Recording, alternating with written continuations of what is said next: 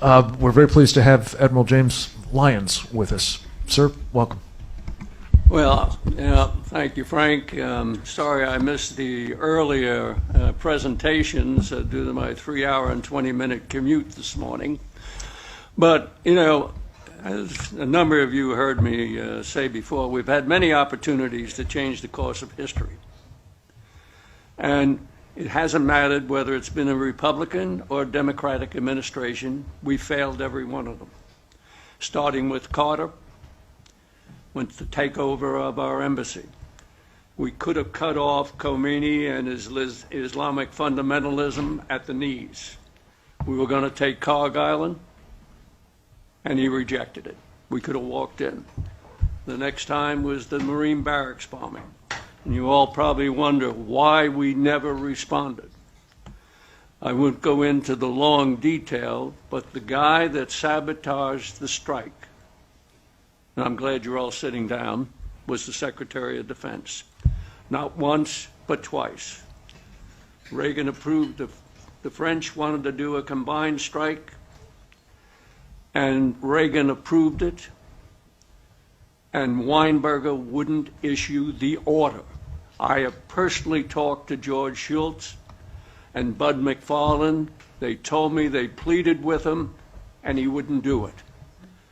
You have to say, who the hell got to him, or what got to him? I've never been able to get an answer on that. In the Gulf Tanker War in '87, we were going to bring down the Khomeini regime.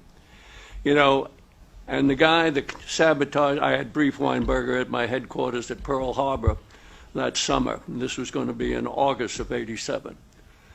And the one who undercut us the most was our own chairman of the Joint Chiefs of Staff, Crow, at the time. If you go forward and you look at, we shot down by accident that Iranian civilian airliner a few months later. And what did Khomeini do? He said, I'm drinking from the chalice of poison. And he said, I have to make a truce with Saddam Hussein because the Americans have shown they're coming in on Iraq's side.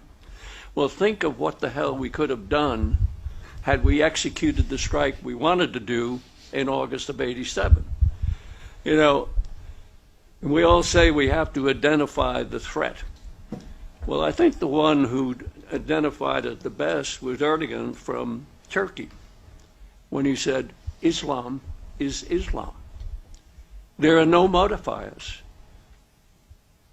Democracy is the train we ride to our ultimate objective. He couldn't have said it any plainer.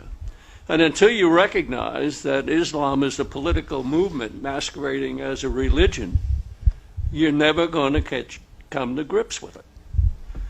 And as far as a strategy, let me just conclude one thing.